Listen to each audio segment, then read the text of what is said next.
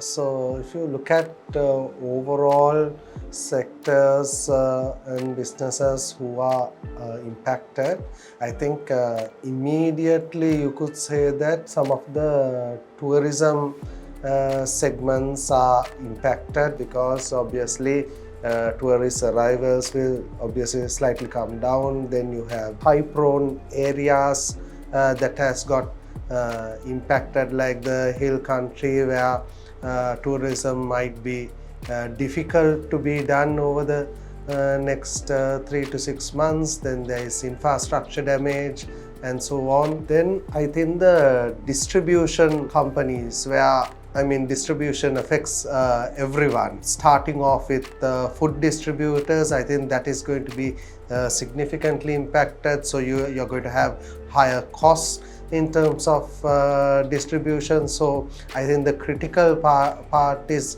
food and beverages, but across the board, all distribution companies are going to have a significant issue. Then also you could say the consumer companies basically are going to have problems with lower sales and volumes. We think there could be some amount of impact with private sector consumption slightly expected to come down due to this disaster.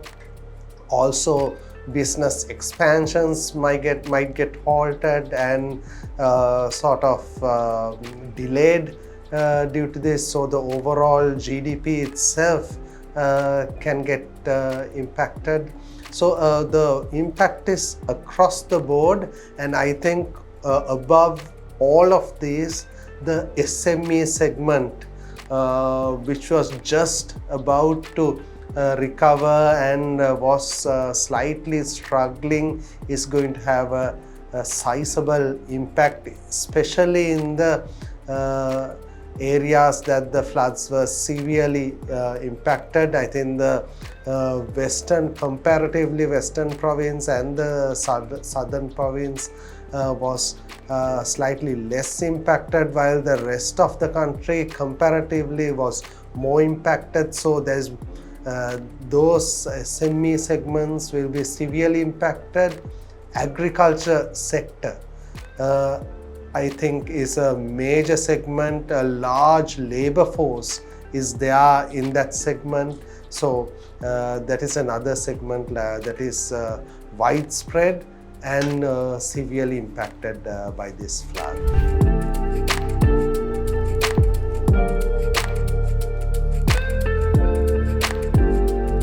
So I think we are just coming out of a period of very long-term moratoriums. First there was COVID, and then there was the economic crisis. So with all that, we are sort of coming off moratoriums, and NPLs were drastically coming down. Business activity was picking up. So I think there's no doubt that there is going to be disruptions, and there's going to be additional slowness in the economy, which will obviously impact most business activities. But we feel that somewhat this slowness might be short-term, short-lived, because there is a reconstruction effort that will have to be launched by the government.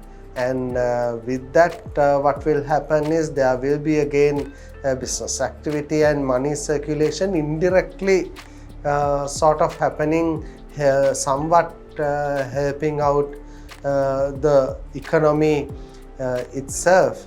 However, I think there could be a slight rise in NPL levels in the shorter term. But there are also, if you need to think of it as segments where SME is the segment, I think that is severely impacted here as well. So that segment NPLs were very slow to reduce as well, because the revival of the SME, MSME segments were a bit slow. That was a problem that we had over the last 3-4 quarters as well, and the policy rate cuts and the reduction in lending rates were focused on these segments. And of course, I think the NPLs coming off that segment could rise somewhat. However, it could be somewhat negated by basically the actions that could be taken by the central bank and the government, like maybe further policy rate cuts could come in the future, for accelerated capital spending could come in, then compensation could come into these segments. So I think all these activities that are already being discussed and executed by the government, especially through the I think they are starting up a rebuilding fund, and so things coming out of that might help. But of course, next 3 to 6 months, especially the SME segment NPS, you could expect to rise, but we don't expect any sort of moratoriums to come out of this, because I think the financial system stability is also important. And as we have just come out of a long-standing moratorium cycle, we don't think we might go again into that kind of a cycle.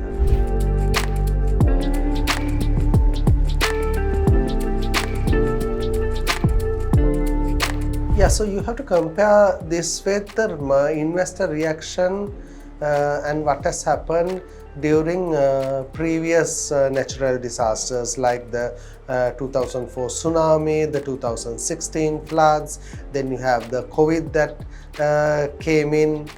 So all these disasters, I think one thing was very clear. Obviously, immediately after the disaster, the investor sentiment was negative. There was a lot of panic selling, especially by the retailers. In both capital markets we've seen this, the debt capital market such as the treasury bills and bonds market, then the equity market like the stock market, we've seen this. So it is mostly short-lived. And I think investors then take a grip into things and understand that this is a one-off shock that is coming in, and there is a lot of benefits that will come out of it to revive the economy. For example, we've in the past seen that central banks together with the government taking action such as lower policy rates, for example, and accelerate capex spending, as I mentioned before. So these efforts technically benefit the markets. So investors understand that after a period of time. So the retail sellout or panic selling is of course there, and that may last for a couple of days. But then beyond that, investors will adopt a wait-and-see approach, as in the previous natural disasters, and of course take things positively as the rebuilding efforts come into play. There is a lot of benefits that the investors can get out of that as well. So obviously funds may divert from selected sectors to other segments, but of course we feel that investors are likely to take it positively.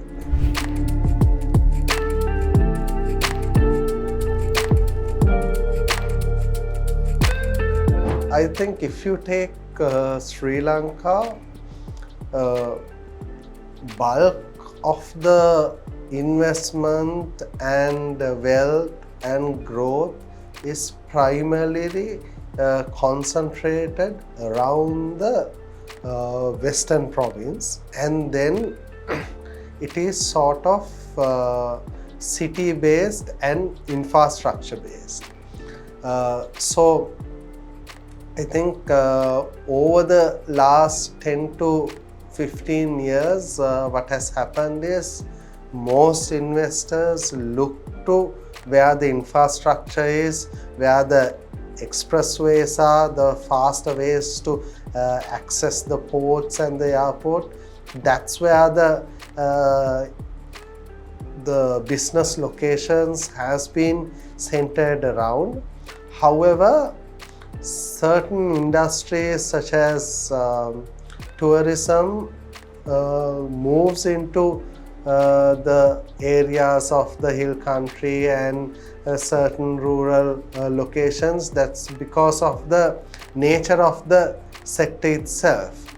So in terms of natural disasters, I think most corporates now, it's not a particular province this time. I think all the provinces across the island got impacted. Even Colombo, certain areas of Colombo got impacted. So I think choosing locations has to be a critical element of a business, which sometimes investors don't take into account as well. And also when locating the BOI investment zones, I think this has to be a critical thing that needs to be taken into account, because sometimes even governments look at what's the most convenient location rather than looking at whether this is a safe location. So what I feel is that the investors have forgotten sometimes the fact that these natural disasters are coming like this, because I mean, once a decade you always see this kind of a major disaster coming into play. So selecting your location based on these, how safe is the location, is a critical factor that sometimes people forget to take into account. So I think that is a major factor investors should be looking at, and I think this gives a new reminder for the investors that the location is critical, and how safe you are is a critical factor to take into account, because otherwise the whole investment goes down the drain when this kind of a disaster comes into play.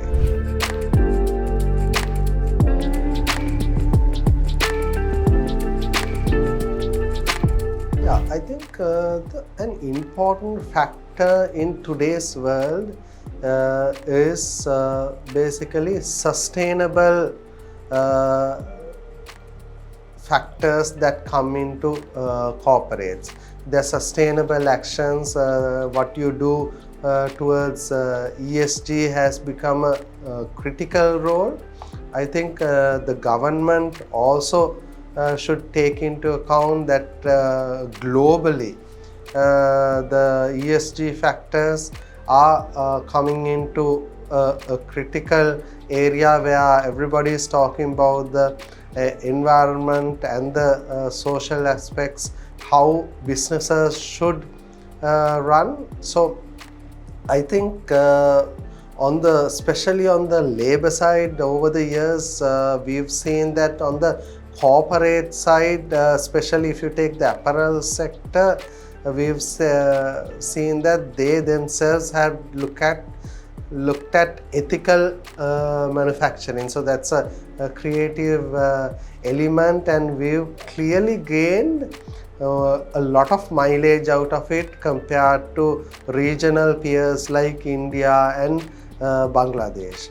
Now I think it's a critical aspect for the government to look at the environment as a critical aspect in terms of how things needs to be done. However, a lot of reforms need to be done to make it work, because now sometimes though there are environmental approvals that are required, now what has happened in Sri Lanka is when we've become unattractive because of a lot of red tape that is there in the system.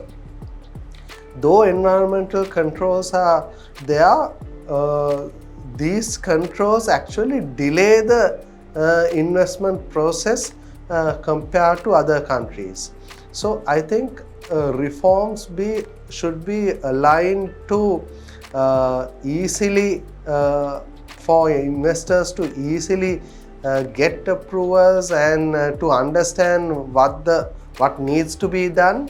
Processes should be very clear. I think if we can simplify the processes and if the government can bring in that simplification so that it's easier for investors to adopt the relevant environmental requirements in a much more simpler aspect or a clear-cut process.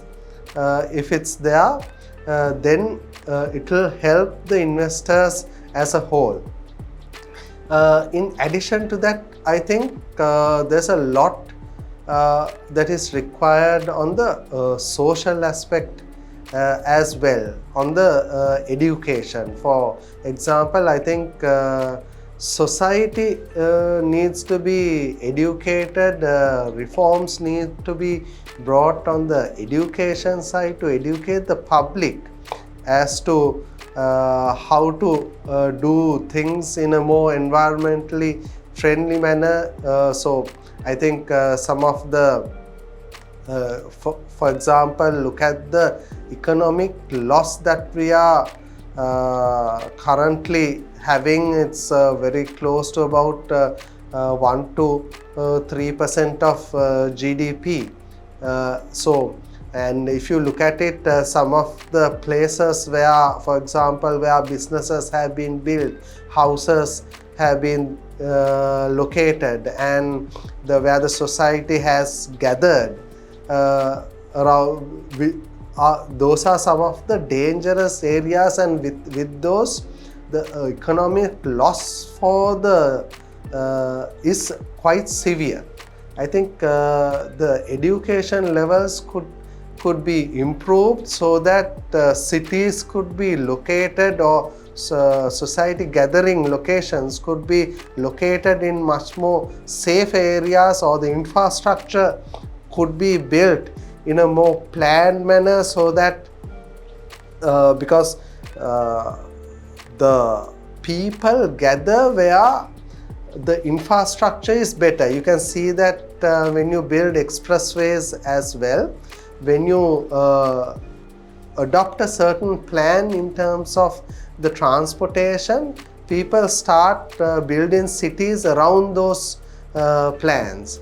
And because of that, now if you take this flood situation, I think a lot of housing and gathering is in an unplanned manner, which leads to a lot of economic loss when there's flooding. So if we can educate the public, build infrastructure in a much more safer manner, where you take into account the flood situations and have reforms to manage those situations.